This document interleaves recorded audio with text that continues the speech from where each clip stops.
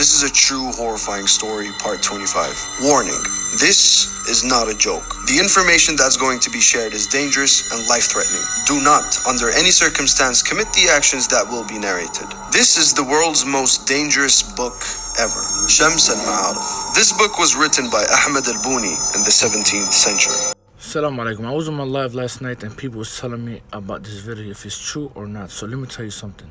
The book the brother's talking about is 100% true, okay? And it is a book that's filled with different rituals. And that book, it has a ritual where you can control the jinns. So hear this out. I know two full-grown men back home in Palestine who read this book, and this is the story of it. One day, they decided to read this book together and practice a ritual to control the jinns. So what they did, they go to a mountain in the dark after night. And the practice of such ritual they were trying to do has something to do with fire. So one guy would read the book and the other person would light up the fire, and the more he reads, the more fire needs to be given to that ritual or something like that. Anyway, out of nowhere, they started hearing the mountains shake and there's rock flying. I mean, literally flying, rocks thrown at them, but it won't touch them. Big rocks will roll and they will hear very scary sounds, scary voices screaming. Keep in mind, they trying to control the jinns, and this book, this ritual is working for them. So here's what happened.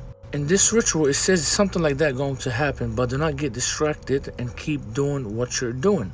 But this is what happened.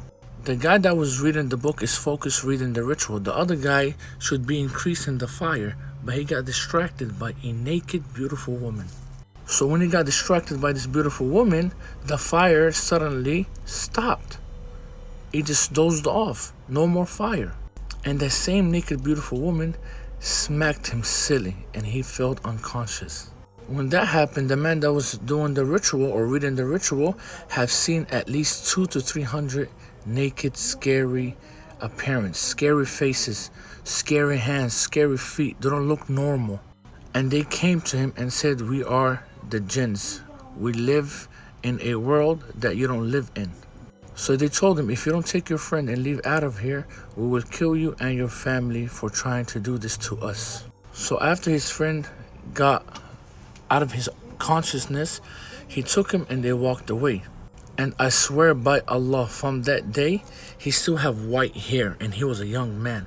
And they explained the story to a sheikh and they repented to Allah subhanahu wa ta'ala, and they advised people not to read this book whatsoever. So yes, the book is true.